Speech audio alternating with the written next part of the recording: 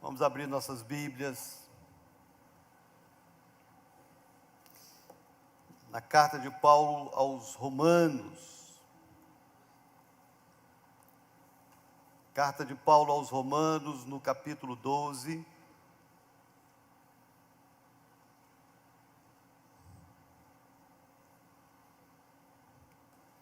Carta de Paulo aos Romanos, capítulo 12. Eu vou ler apenas os 2 primeiros versículos. Acho que é suficiente para a gente entender a mensagem. Romanos, capítulo 12, versículo 1 e 2. Para você que está começando a manusear a Bíblia, se você abrir no Novo Testamento, começa com os Evangelhos, Mateus, Marcos, Lucas, João. Aí depois vem Atos dos Apóstolos e Romanos. Capítulo 12, eu vou ler em 2 versões para você, tá certo? Primeiro eu vou ler na King James, diz assim: Suplico-vos, pois, irmãos, pelas misericórdias de Deus, de apresentardes os vossos corpos em sacrifício vivo, santo e agradável a Deus, que é o vosso culto racional. E não sede conformados com este mundo, mas sede transformados pela renovação da vossa mente, para que experimenteis qual é a boa, agradável e perfeita vontade de Deus. Outra versão: Rogo-vos, pois, irmãos, pelas misericórdias de Deus, que apresenteis o vosso corpo por sacrifício vivo, santo e agradável a Deus, que é o vosso culto racional, e não vos conformeis com este século, mas transformai-vos pela renovação da vossa mente, para que experimenteis qual seja a boa, agradável e perfeita vontade de Deus. Pai amado, eu quero, meu Deus, mais uma vez te agradecer, e que seja sempre esse o nosso coração, em todo o tempo dai graças. Tua palavra nos ensina isso, e queremos viver isso todos os nossos dias, aprender a dar graça em todo o tempo, e por tudo e em tudo. E mais uma vez então te agradecemos, por estarmos aqui, por esse culto, pela tua presença, e por esse momento tão importante do nosso culto, que nós paramos para ouvir a tua voz através da tua palavra, e te pedimos que o Senhor venha falar conosco, e que o nosso coração esteja aberto, atento, alerta, sem nenhum tipo de incredulidade, ou de preconceito, ou de dificuldade de entendimento. Que o Senhor falando a gente receba, e que possamos sair daqui exortados, edificados, consolados, alimentados, fortalecidos na fé, e com uma direção do Senhor. Que a tua palavra seja essa direção. Fala conosco, eu te peço, em nome de Jesus. Amém. Amém, amém. Irmãos, tem algumas perguntas. Eu sempre gosto às vezes de fazer perguntas, porque eu acho que era uma prática de Jesus, né? Era muito comum. Às vezes as pessoas chegavam para Jesus com uma pergunta, e Jesus respondia com outra pergunta. Chegaram para Jesus uma certa vez e perguntaram: com que autoridade que o senhor está fazendo isso? Aí Jesus falou o seguinte: eu vou te fazer uma pergunta, se você responder eu te respondo. Então, fazer pergunta é sábio, né? Quando você faz perguntas, é melhor do que responder. Então eu vou te fazer algumas perguntas, vamos lá. Pessoal, bem pessoal. E é muito importante você avaliar a pergunta para ser sincero na sua resposta, tá certo? Você está vivendo plenamente a vontade de Deus para a sua vida? Que pergunta, hein?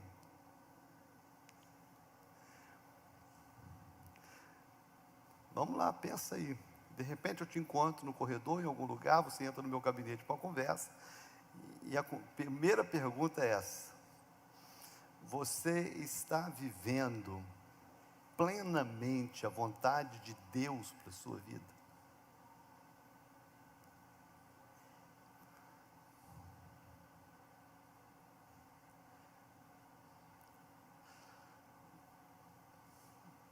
Agora eu vou te fazer pensar, porque muitas pessoas talvez estejam vivendo um bom momento. Pô, estou vivendo um bom momento, minha vida está fluindo, profissionalmente eu estou bem, fisicamente eu estou bem, minha família está bem, então eu estou bem, está tudo bem. Então eu estou vivendo a vontade de Deus, porque a vontade de Deus ela é boa, perfeita e agradável. Então, se eu estou vivendo um momento que está tudo bom, está tudo agradável, né? E aparentemente tudo perfeito, então eu estou vivendo a vontade de Deus. Mas de repente você está vivendo um momento ruim, uma enfermidade, uma crise financeira, um problema na família, e a vontade de Deus, boa, agradável e perfeita, eu acho que não é isso que eu estou vivendo, não.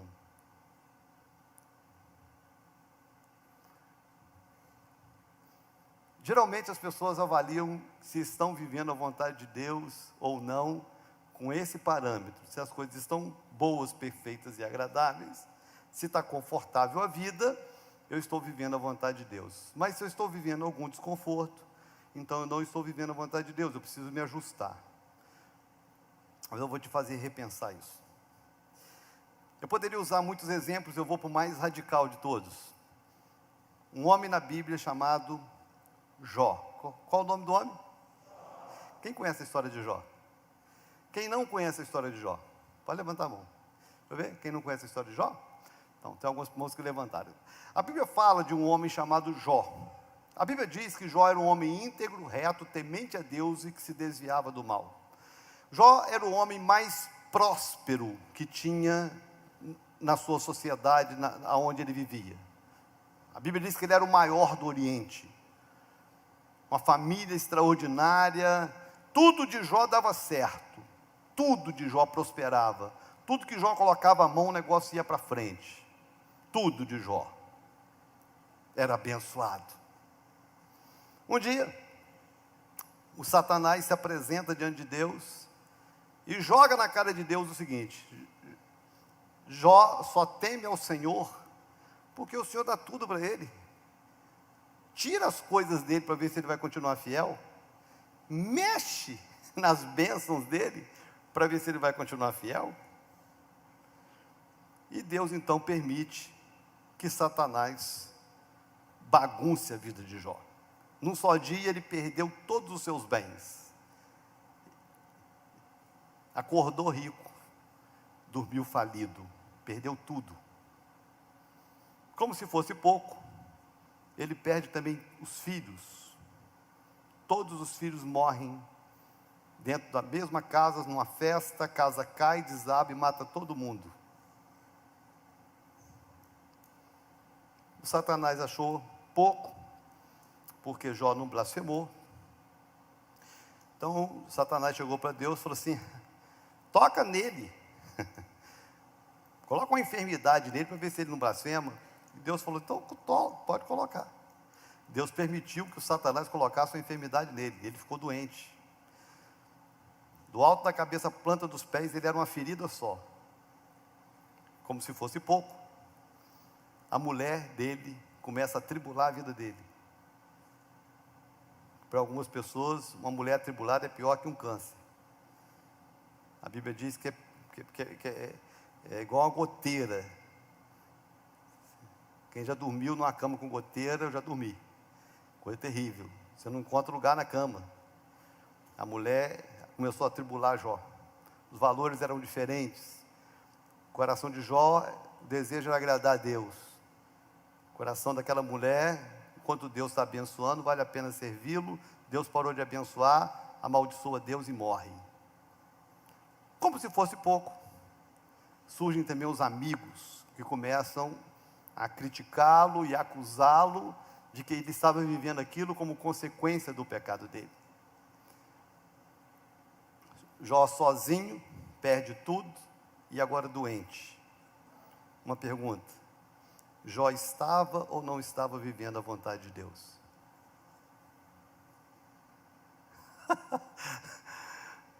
Foi ou não foi Deus que permitiu que Jó passasse por aquilo ali? Deus tinha ou não tinha algum propósito naquele momento da vida de Jó? Mas apóstolo, aonde está a coisa boa, perfeita e agradável? Aí está a questão. A vontade de Deus é boa, perfeita e agradável, não na minha ótica. Ela é boa, perfeita e agradável na ótica de Deus. É por isso que uma pessoa pode estar vivendo o melhor momento da vida fora da vontade de Deus, e uma pessoa está passando por um momento muito difícil dentro da vontade de Deus. A questão é se esse momento está ou não cumprindo com o propósito que Deus tem. Aí está a vontade de Deus. Jó passando por tudo que estava passando. O sofrimento não era bom, mas o crescimento era bom. As coisas saíram do controle de Jó, mas era um ambiente perfeito para Deus tratar com Jó, em áreas que na bonança Deus não podia tratar. Talvez não fosse um momento agradável para Jó, mas de alguma forma isso agradava a Deus, porque Deus viu Jó amadurecendo em áreas que só passando por aquilo ali ele iria amadurecer. Agora eu só entendo e consigo viver a vontade de Deus plena, seja no momento de refrigério ou no momento de choro, se eu tiver maturidade para viver isso. Se eu tiver maturidade, até mesmo para eu fazer essa leitura. A palavra de Deus diz o seguinte: em tudo dai graças, porque esta é a vontade de Deus para convosco. Tem gente que pensa que é por tudo dai graça, é em tudo dai graça. E qual a diferença? Você perde um ente querido, talvez você não tenha um motivo para agradecer. Eu vou agradecer porque perdi? Não. Então, como? Você não vai agradecer porque perdeu, mas você vai agradecer por quem foi, por tudo que você viveu, pela graça que não está faltando. Perdeu o emprego, eu vou agradecer porque eu perdi o emprego? Não. Você perdeu o emprego, mas vai agradecer porque mesmo sem emprego, você tem a sua salvação, você tem família, você tem amigos, você tem igreja, você tem algo a agradecer, em tudo dai graças. Então a vontade de Deus, ela se revela, não só quando tudo está indo como eu quero, a vontade de Deus se revela quando tudo está indo como Deus quer. A vontade de Deus, irmãos, não tem a ver com o meu conforto, tem a ver com o propósito dele. Quando Paulo escreve essa carta, que é a carta mais teológica de todas as cartas que ele escreve, a carta mais doutrinária que tem, ele só trata de assuntos assim profundos nessa carta, a ponto de chegar no final da defesa de um determinado assunto, ele para e fala assim: ó profundidade das riquezas, quem foi que consegue entender a mente do Senhor? E nesse nível de profundidade, de argumento, é que ele vai falar sobre esse tema, que a vontade de Deus é boa, agradável e perfeita. Mas ele não somente fala do tema, mas de alguma forma ele ensina um caminho para a gente amadurecer, para a gente ser desatado. A ideia que eu tenho, irmãos, é que algumas pessoas estão muito próximas à vontade de Deus, mas tem alguma coisa que impede. Parece que é isso essa leitura que eu faço na vida de algumas pessoas. Algumas pessoas que têm tudo para viver a vontade de Deus, seja no momento bom ou não, mas parece que tem alguma coisa que está prendendo. E falta maturidade para essa pessoa ser desatada, para ela viver o que Deus tem para ela. falta maturidade para essa pessoa ser desatada, para Deus cumprir na vida dela o propósito e para ela viver esse propósito. E o apóstolo Paulo, ele vai falar justamente disso. Que existe talvez um caminho ou algumas respostas que a gente precisa dar para a gente amadurecer, para a gente ser desatado, para que a vontade de Deus se cumpra na nossa vida. Não sei se você prestou atenção no texto, mas o texto mostra que a vontade de Deus é algo a ser alcançado. Olha o termo que ele usa. Para que experimenteis. Então, de alguma forma ele está dizendo, vocês ainda não estão experimentando. Para que vocês experimentem, tem algo que vocês precisam amadurecer, senão vocês não vão experimentar.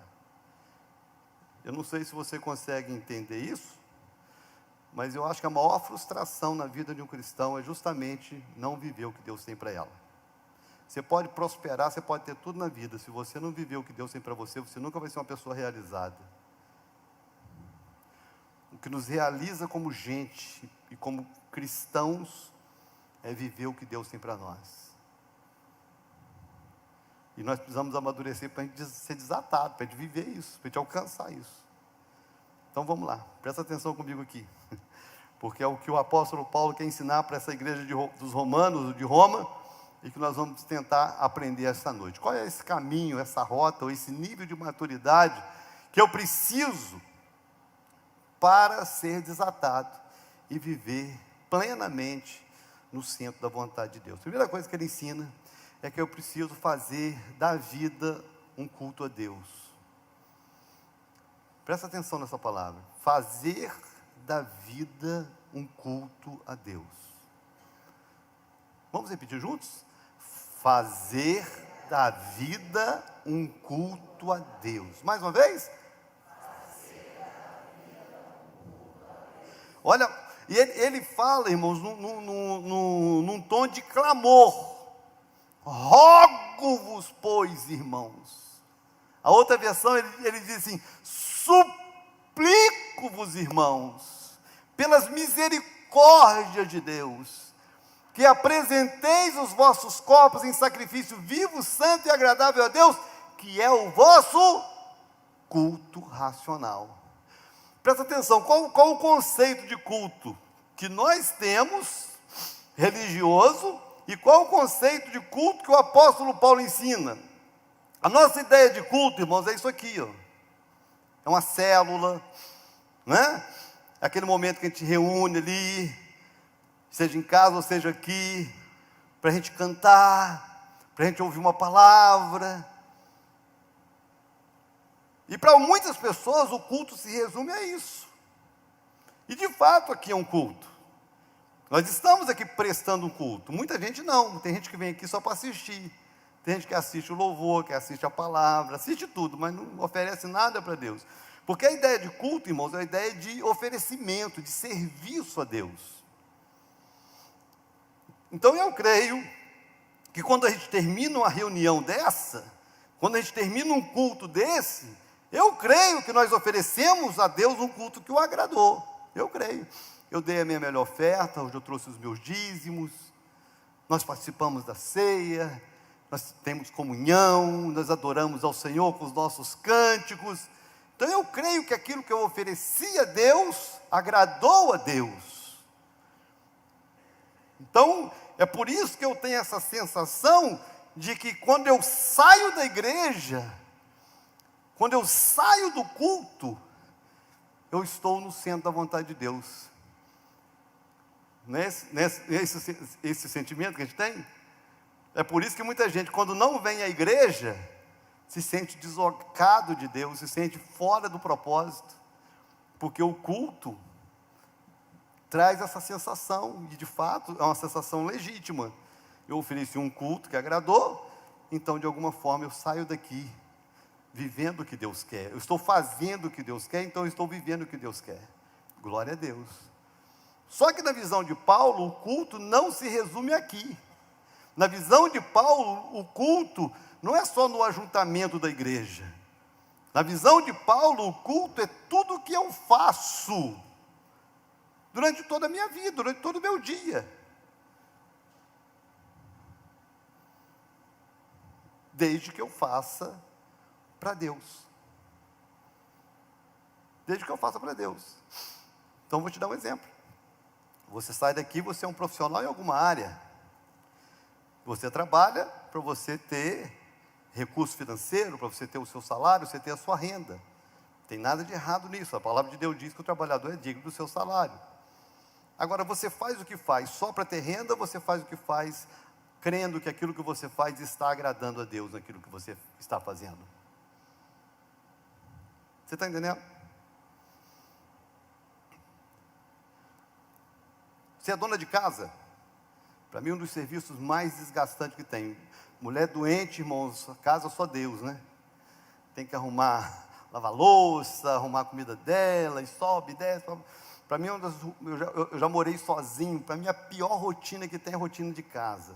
Porque nada acaba. Você acorda, faz café, bagunça tudo, arruma tudo.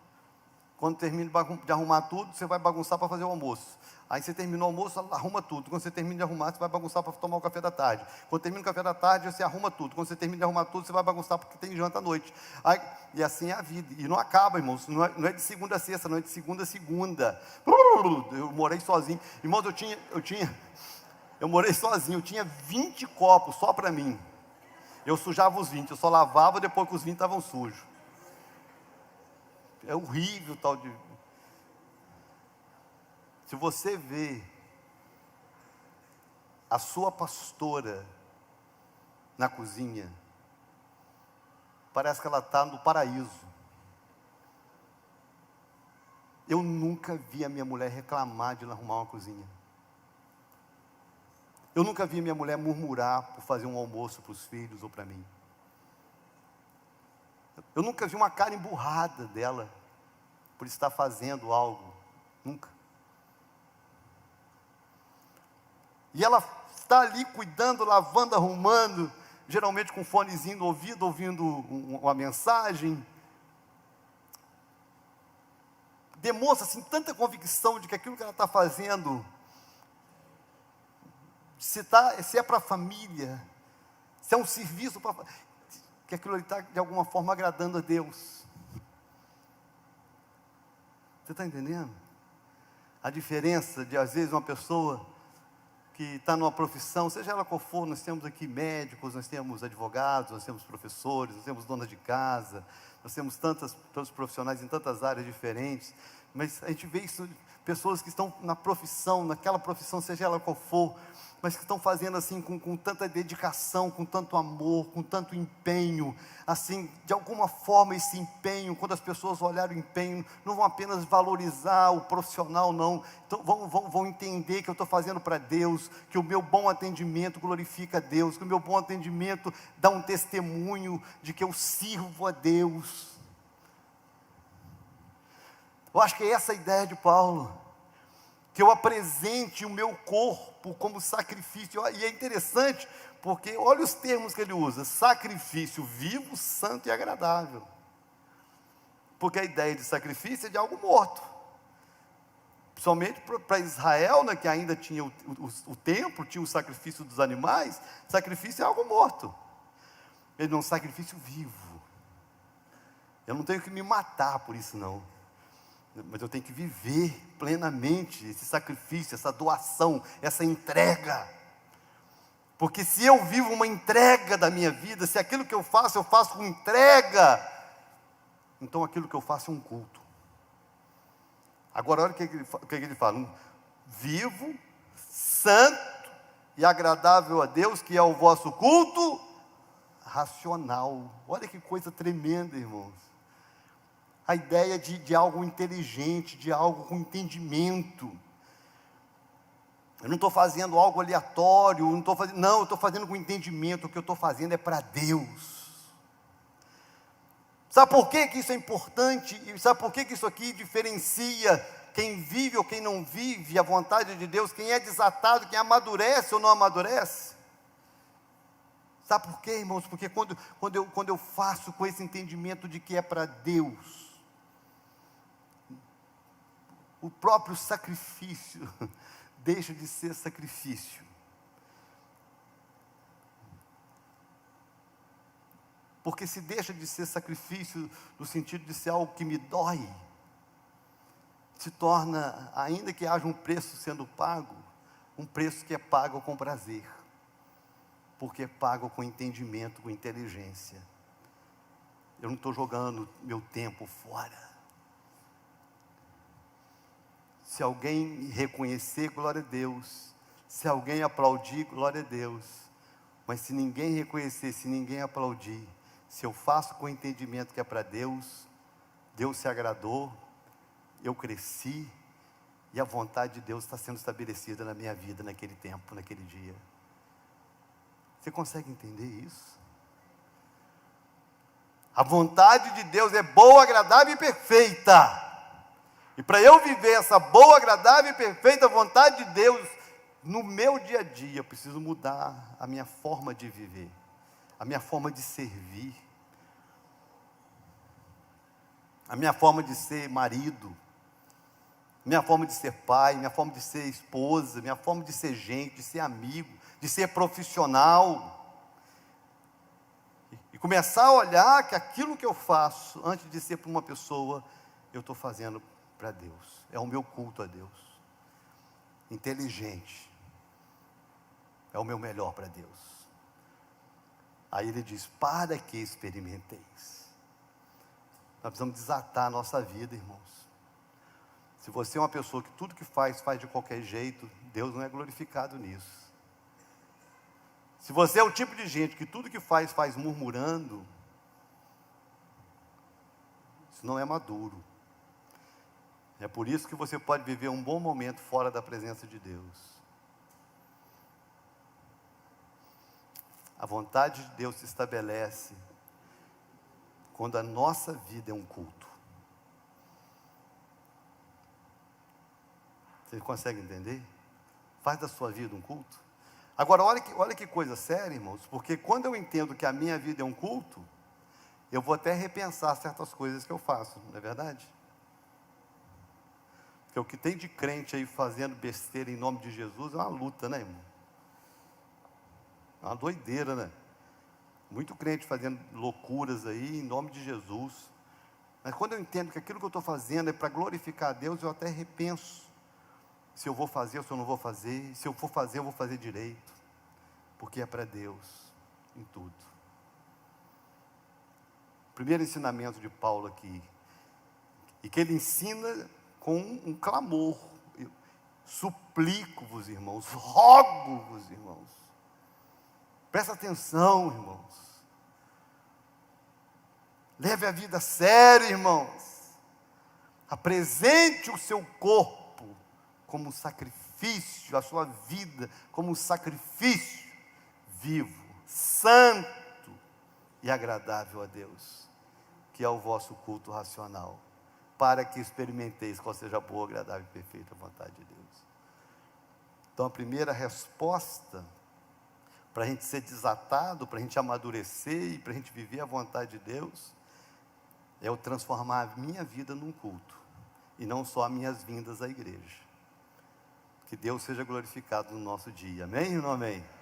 Amém. Segunda coisa que eu aprendo aqui no texto, para eu ser desatado e alcançar esse nível de maturidade, que me faz viver plenamente a vontade de Deus, ele me ensina a não ser moldado pelo mundo, e não sede conformados com este mundo. A outra versão diz, e não vos conformeis com este século.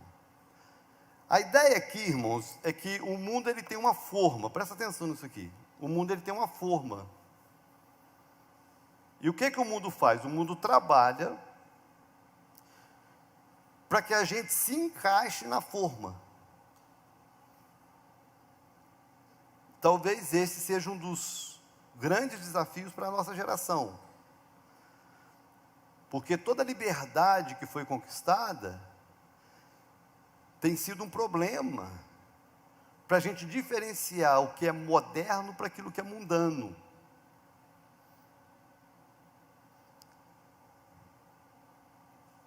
Isso tem feito com que muitos cristãos pela ignorância, falta de conhecimento, ou mesmo falta de temor a Deus, viva um projeto de vida que se diz cristão, moldado ao sistema, à cultura, aos ensinamentos do mundo. Por quê? Porque todo mundo faz. E porque todo mundo faz, eu estou no mundo, então eu faço também. Aí vai aquela frase que eu estou sempre condenando aqui: isso não tem nada a ver. Para mim é uma das frases, irmãos, mais perigosas da fé. Isso não tem nada a ver. Eu falei mês passado na consagração das crianças sobre a festa junina, fiz uma crítica, inclusive tem igrejas que celebram, mudaram o nome, festa da roça, né, disfarçaram o negócio, mas a consagração é a mesma. Aí você ensina uma coisa dessa, ensina a respeito da verdade sobre o Natal. Aí as pessoas ouvem, e aí falam, isso não tem nada a ver, não. E assim vão.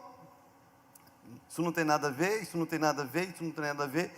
E em nome do não tem nada a ver, a cultura secular mundana vai entrando, não só no arraial evangélico, mas vai entrando nas famílias evangélicas. E vai entrando no coração dos evangélicos, daqueles que se dizem servos de Deus e que acabam vivendo como qualquer outra pessoa que não é uma serva de Deus. Por quê?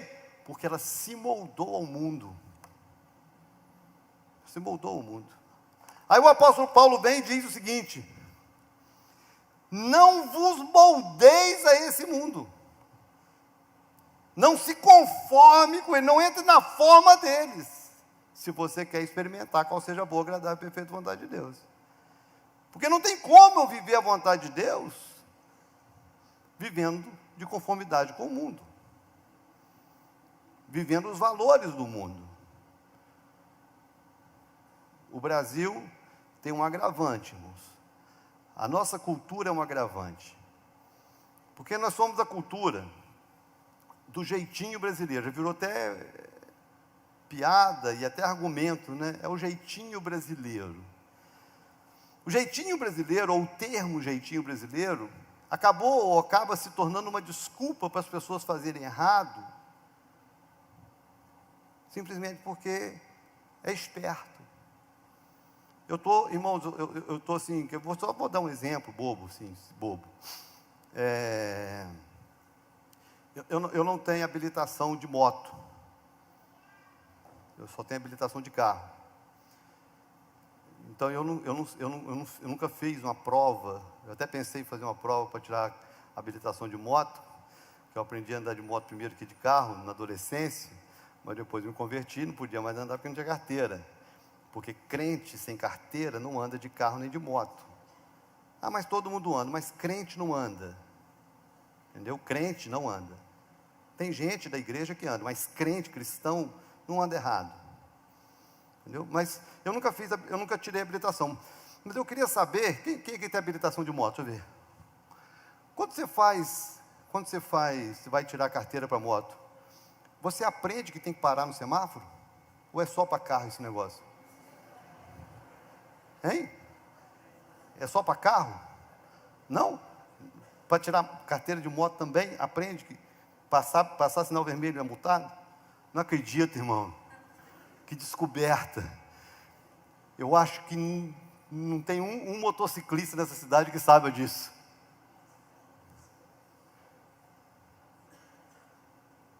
Não tem eu não conheço, tomara que esteja errado, tem motociclista aqui. Mas você não vê um motociclista hoje na cidade parar em sinal vermelho. E se você for falar com qualquer um, sabe o que eles vão dizer? Ninguém para.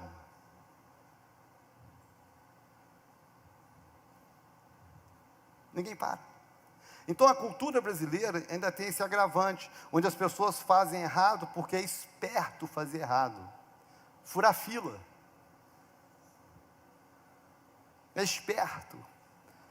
Cheguei depois, me passei na frente de todo mundo, é esperto. Apóstolo. dá um jeitinho, todo mundo faz.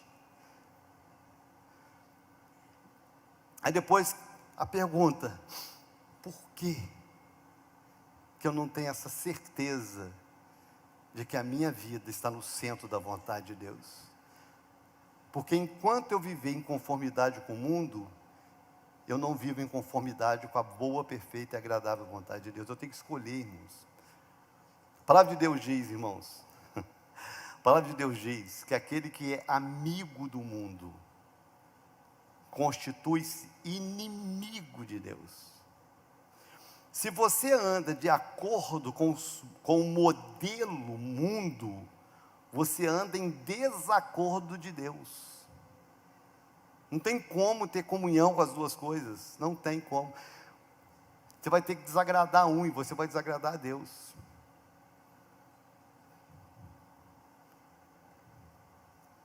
Obrigado. Você está entendendo? Então olha a palavra: não vos conformeis com este século, não vos conformeis ou não moldeis a esse mundo. Não, esse é o lado da resistência. De alguma forma Paulo está dizendo: resista a esse sistema. Se você quer viver a vontade de Deus, você precisa resistir a esse sistema. Irmãos, eu poderia usar tantos exemplos aqui, tantos exemplos.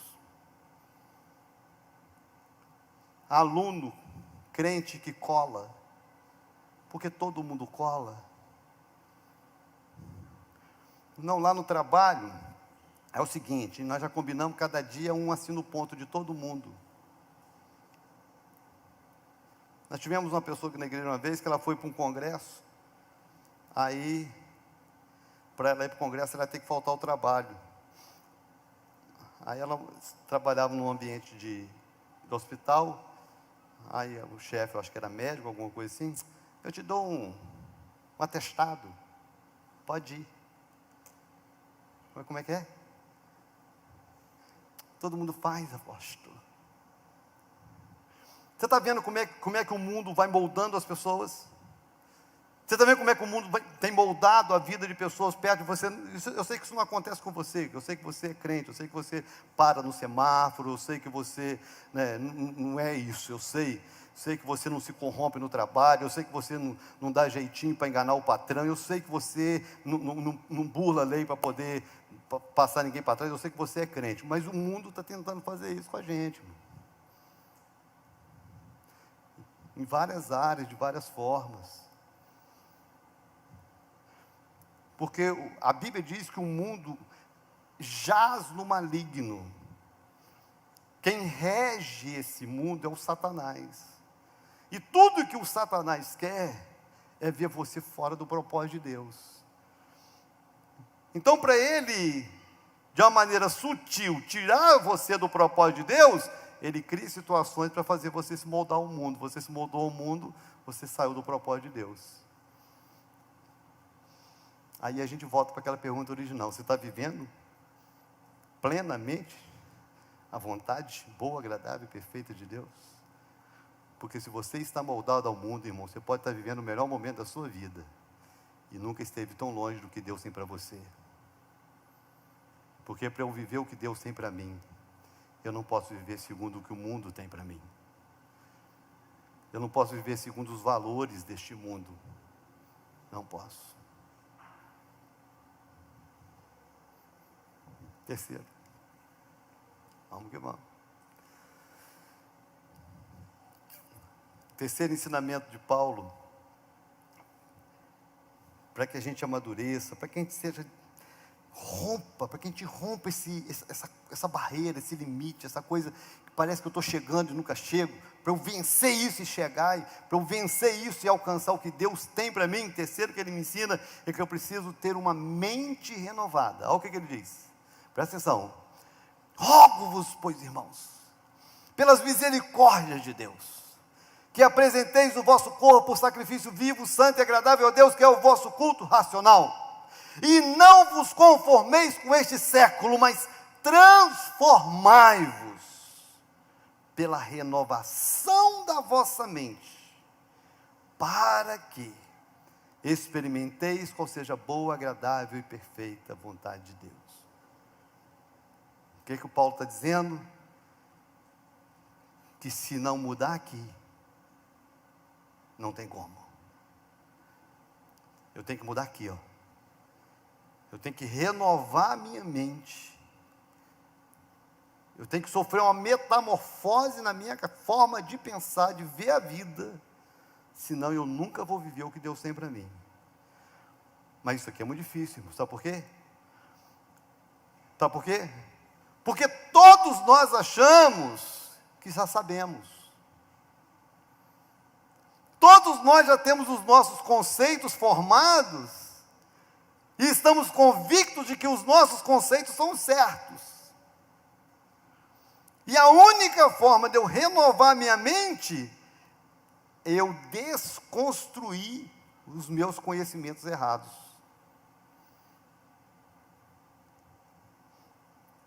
E isso não é fácil.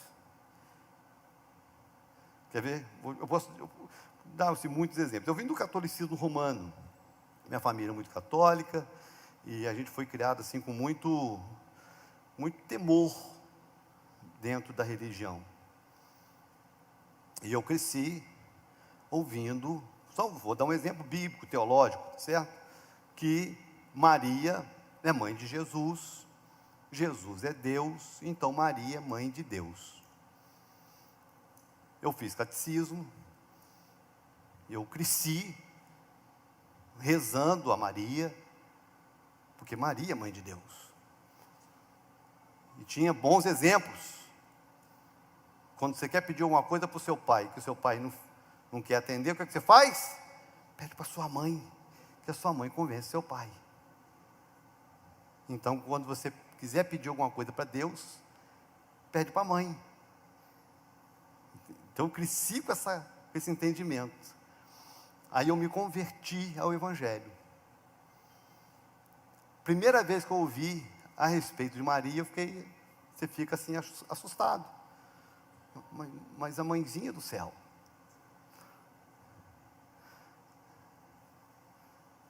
Quantas vezes eu repeti: Ave Maria, cheia de graça, o Senhor é convosco, bendita sois entre as mulheres. Quantas vezes eu repeti isso? Santa Maria, Mãe de Deus, rogai por nós, pecadores, agora e na hora da nossa morte, amém. E agora, Maria não é? Aí eu tenho que desconstruir. Eu tenho que trocar aquilo que eu aprendi dentro dos conceitos religiosos por aquilo que a Bíblia ensina. Mas o que a Bíblia ensina? A Bíblia ensina, irmãos. Primeiro, Deus é eterno. Deus não foi criado.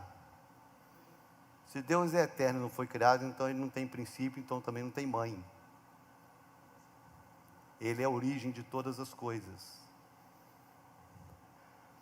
Mas Jesus é Deus, verdade.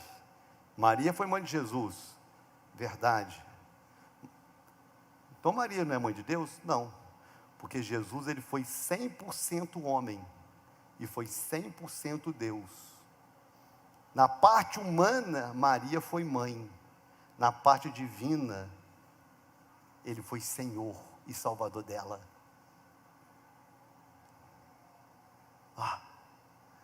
Mas para eu aprender a verdade, eu tenho que desconstruir a mentira. Para eu criar um conceito, renovar minha mente com a verdade, eu tenho que desconstruir daquilo que eu aprendi que era verdade, mas não era. Estou dando um exemplo, mas a gente poderia dar muitos, em muitas áreas. Se eu não renovar minha mente com a verdade, se eu não renovar minha mente com os princípios de Deus, eu vou manter a minha mente alimentada com coisas que não são verdade. E se eu não vivo a verdade, eu não vivo o que Deus tem para mim, eu não vivo a vontade boa, agradável e perfeita vontade de Deus. Olha que coisa, irmãos. Por que tem um monte de gente na igreja, fora do propósito de Deus? Porque a mente é governada por conceitos errados, por princípios errados, e alguns sutis. Alguns são sutis, irmãos. Tantos exemplos, são tantas áreas, né, que a gente pode falar, né? Quem já ouviu o ditado? Juntado com fé, casado é. Quem já ouviu? Se é casado, sou. No papel, não. Então não é casado. Se é juntado. Mas juntado com fé, casado é. É? Quem já ouviu o amor justifica tudo? Então, o amor justifica tudo. Aí tem relação fora do casamento, porque o amor justifica tudo.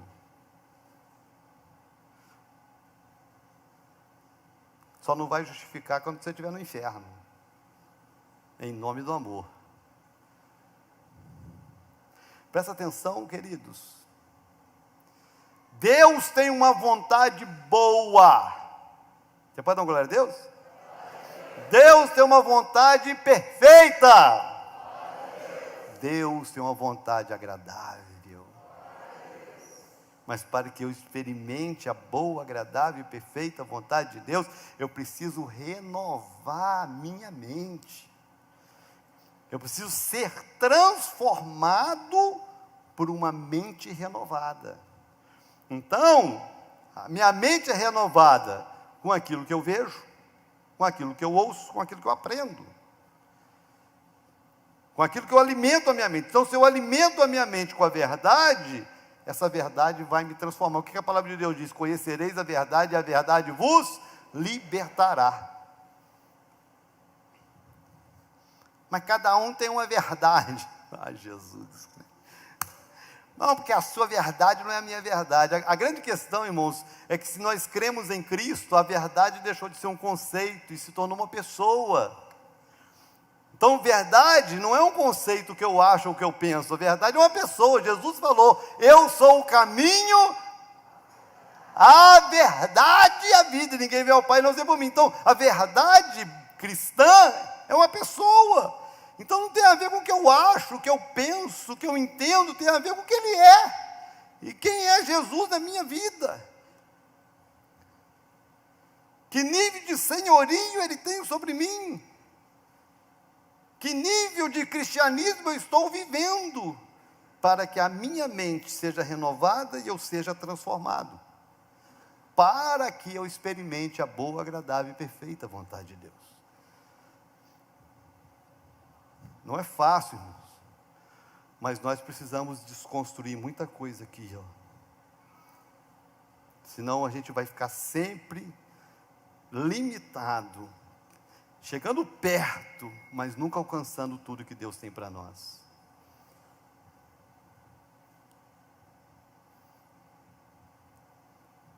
Nunca tivemos um tema, um decreto tão desafiador, irmãos. Porque amadurecer não é só aprender. Amadurecer é desaprender. Não é só construir, é ser capaz de desconstruir. Desconstruir enganos, conceitos, coisas que você ouviu a vida inteira, mas não é verdade de Deus para você. Renovar a mente, irmãos. Ser capaz de ter uma mente transformada, para que a vontade de Deus se estabeleça na minha vida. Espero que você tenha entendido essa palavra. Irmãos, nós estamos vivendo um momento extraordinário, e nós estamos para viver o que eu creio que será o melhor tempo da nossa história como igreja. Essa palavra é um despertar para nos preparar.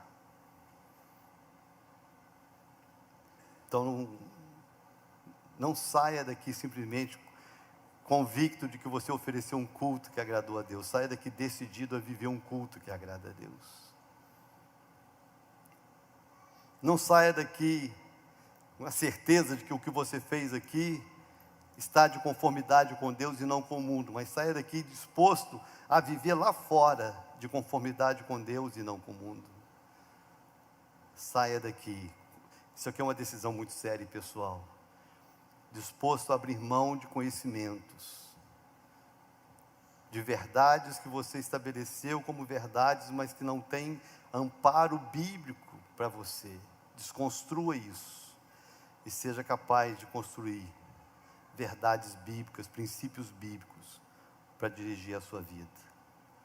Rogo-vos, pois, irmãos, rogo-vos, pois, irmãos, rogo-vos, pois, irmãos, pelas misericórdias de Deus, que apresenteis o vosso corpo por sacrifício vivo, santo e agradável a Deus, que é o vosso culto racional. E não vos moldeis, vos conformeis com este mundo, mas transformai-vos. Transformai-vos.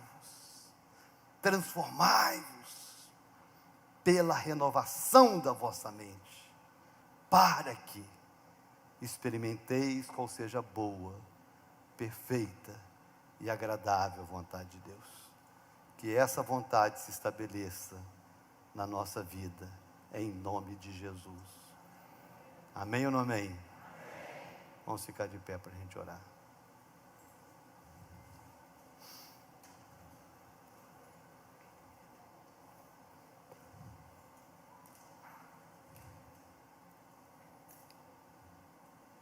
Eu não tenho dúvidas de que Deus tem propósitos específicos para cada um de nós.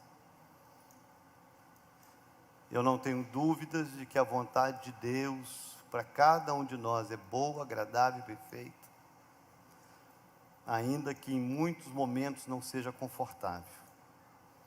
Sempre a vontade dele será melhor que a nossa. Se tem algo a ser decidido essa noite, decida no seu coração viver o que Deus quer. Decida no seu coração viver o que Deus tem para você. Decida no seu coração viver a vontade de Deus.